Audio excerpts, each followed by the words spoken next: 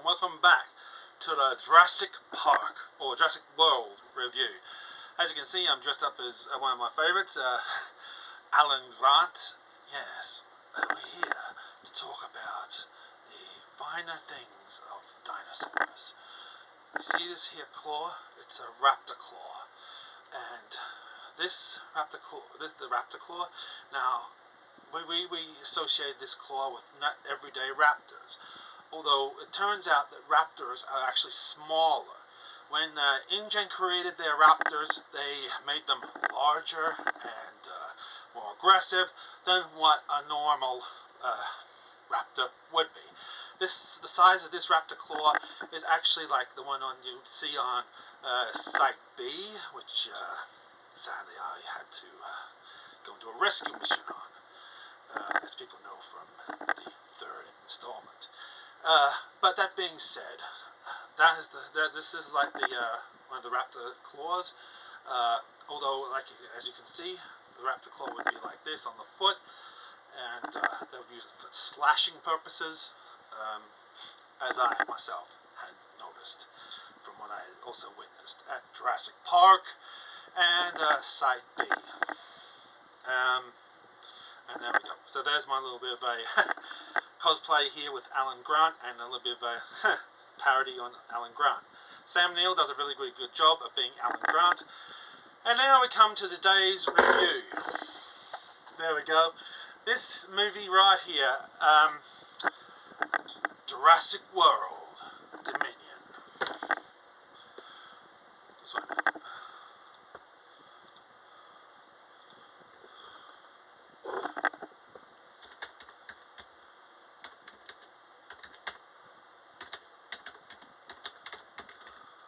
Sorry, people.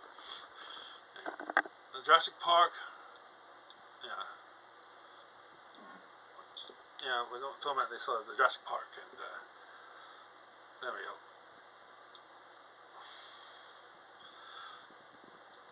Just wait a minute. Sorry about that, people.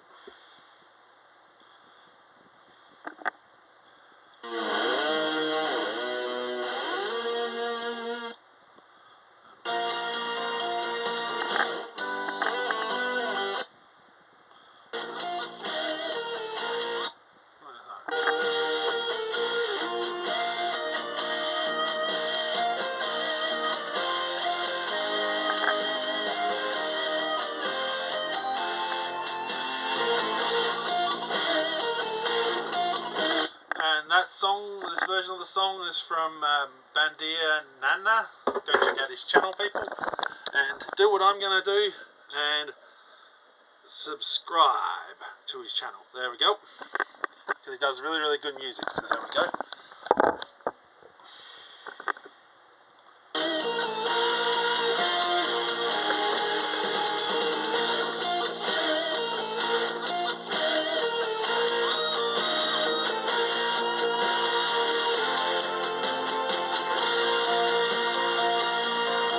So there we go, there's that. And so now we're going to do a quick review of two trailers.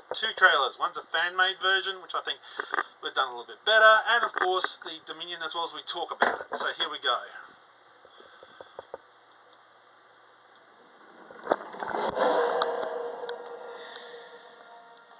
I wanted to show them something that wasn't an illusion.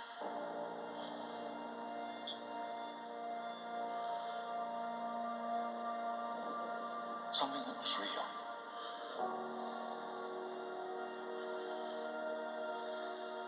Something that they could see and touch.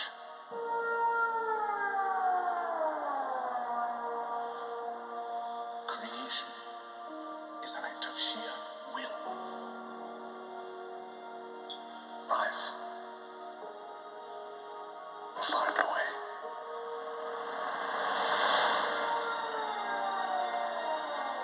We can't keep her here forever. They find her, we're never going to see her again. We got to protect her. That's our job. Humans and dinosaurs can't coexist. We created an ecological disaster.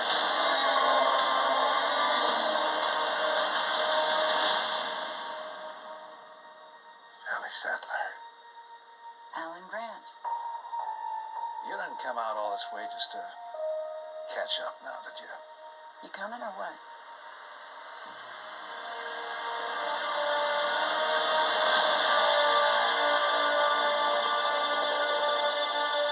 We're racing toward the extinction of our species. We not only lack dominion over nature, we're subordinate to it.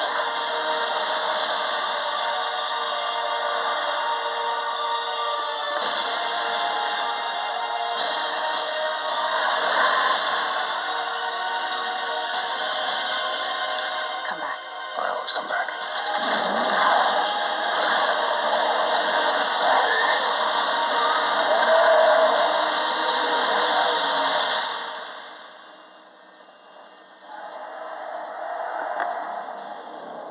That's another plane, right? Not exactly.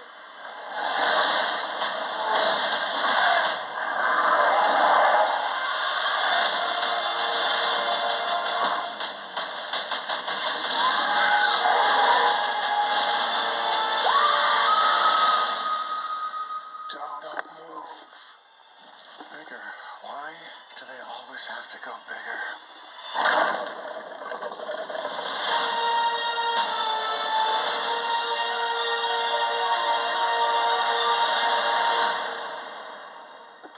Okay, so there we go, people. So there is Jurassic World Dominion. And I said, as I've already got it, this is the extended version I have. Again, there's a lot of things there is a few things with this movie. Now, example of Alan Grant loses the hat. That's one thing I don't like, is good old Alan loses the hat. Sadly to say, he loses the hat. Now, so first of all, let's start with the criticisms of the movie. First of all, I want to say to Universal Pictures, I love your franchise, people. I love Jurassic World and Jurassic Park. I'm a big fan of the whole dinosaur genre because, like I said, I collect fossils and even these replica fossils. I'm a dino nerd myself by heart.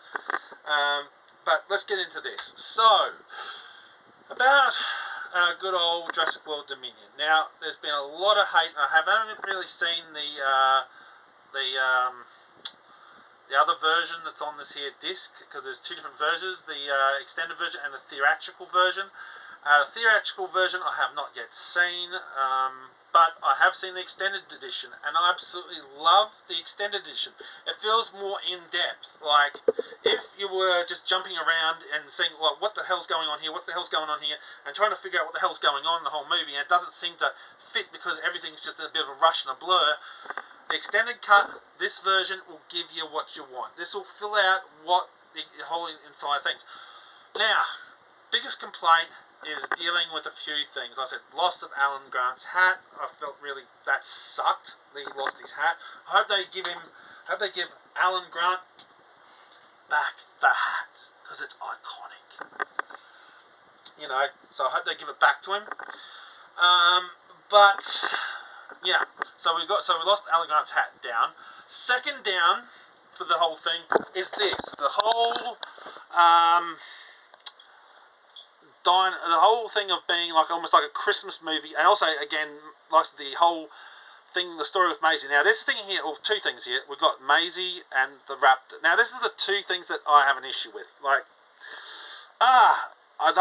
I'm really not really for having kids in the movie, although I'd love to see, you know, the original cast come back. You know, Tim and Lex and Kelly. You know, those three I'd love to see them come back. So yes, Universal, make a note of that, put that down for the next movie to do that with, because I'd love to see them come back. But as for right now, we have Maisie, and Maisie to me is like ex machina. To me, she's like the Mary Sue, if you want to put it that way. She's the character that is the young angst teen who has the secret of being a genetically engineered human. So like the whole Star Wars thing, Khan, with the whole idea of being genetically engineered, for those Star Trek fans. Now, that being said, I wish they just left her alone, like maybe sent her somewhere, like to be a lab assistant or something like they did to her mum, because she's. But this one is a lab experiment technically. Sorry for those who have artificial insemination. You know what I'm talking about there, as far as being a lab baby goes. But you know what I mean. It's just she's a lab baby, technically speaking. And so that I don't really like that whole story about Maisie. I don't really care about her storyline. And the other storyline here too. Back to the thing about the dinosaurs. Now the fact of them being in the snow. As far as I know, if you've got a thing that's like that with no feathers, no covering, out in the snow, by hell, they're going to be freezing their butts off, okay? The raptors would be freezing their butts off. They would be freezing their tails off, right? I don't see... Look, that's the reason why maybe the idea of having feathered dinosaurs works in a colder climate, because if you had feathered dinosaurs in a colder climate, like up there in China where most of the feathered dinosaurs are found, the whole concept of being a colder climate, it induces the feathers, right? If you had the dinosaurs without feathers running around out in the snow, they wouldn't be. Many reptiles, amphibians, and even birds hibernate during the winter seasons. So dinosaurs would be on the same note, even though they are warm-blooded, not cold-blooded. Like I said, like birds, they would hibernate. So why in the bloody hell, sorry for my swearing people, but for why in the bloody hell do they have a... Oh, someone drop an F-bomb here.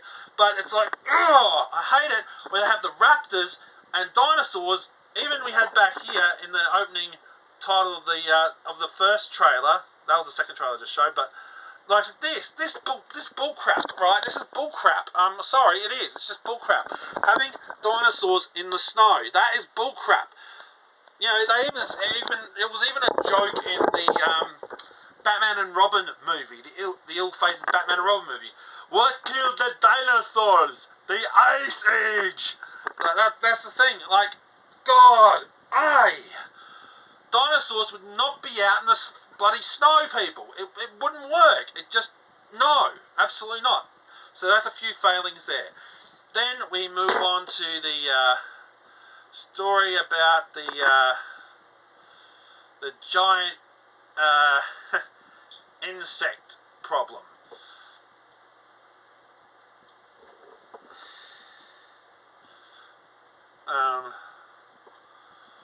And what all that sort of entails. Now,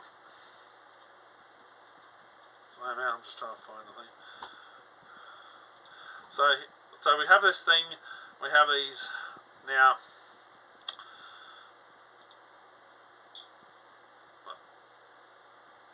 Let's see if we can get a photo of the thing. There we go. They've actually, in the spoilers, they actually capture one of the things in the movie. But there we go, this thing. And there is a prehistoric giant one locust like that. So that thing does exist. However, that became the forefront of the movie. Now, again, that I felt was a bit silly as well, making that the forefront of the movie, because you have living, breathing dinosaurs. We've extracted the DNA with the blood. Here, right here is T-Rex blood. Right now, we've extracted it from the bones of the Tyrannosaur. So, we have the DNA, the building blocks of life to make dinosaurs. We have all those things, right? And yet, the dinosaurs are being brought back to life, and what do you do with a bunch of dinosaurs when do we start a new Jurassic Park? Do we open up that bio sanctuary by Biocen? What do you do with a Dodson? Dodson, we got Dodson here. See, nobody cares. But anyway, back to the point. So with the whole thing, my only downsides is focusing too much on the locusts. Now, there was a book by Michael Crichton that was done by about something like that. Let me look it up for a second, people.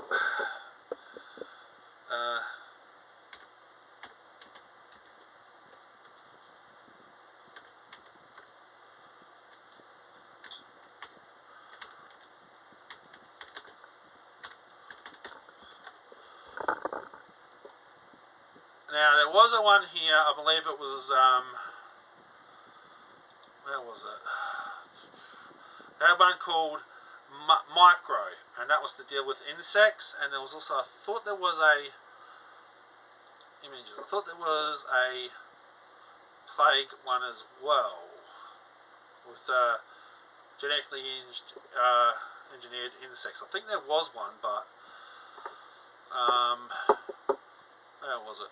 Well, I think the main one for this moment, I believe, is called the the one that you guys should be looking up for is the one known as the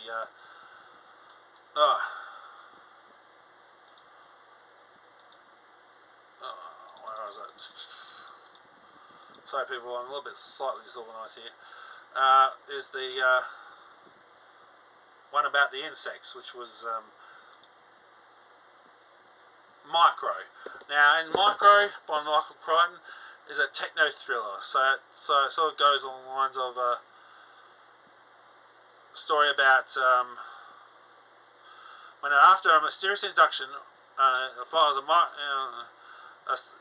7 scientists with especially relating fields of their stuff and do that sort of thing. Wait a minute, I think I should just look it up. Just give me a second. A little bit of problem. So, narrative begins that the private investigator named Macross Rodriguez was pulling up to a located island off Ohio. No, Ohio. I don't know how to pronounce it. Not Ohio. It's Ohio, and begins researching the grounds and makes for an unknown object. And eventually found out something to do with the Chinese and all sorts of things in there. But I think that had something to do with the insects as well, because it was called Micro. So,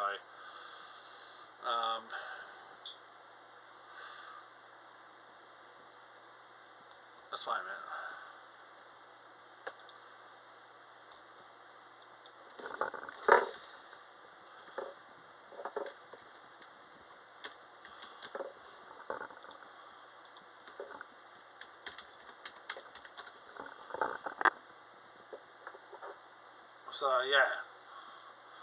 So yeah, it was about these, I think, cockroaches or something.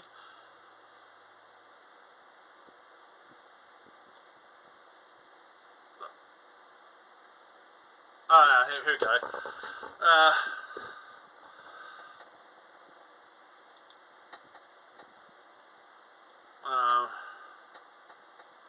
Yeah, something to do with there is something to do with these insects. Now, I'll show you sort of the details so you know what I'm talking about. So there we go. So there is something to do with like these beetles things. So I think that's the thing I was sort of going on with, was that sort of that, as well as also I think there was another one. There we go. Found another one,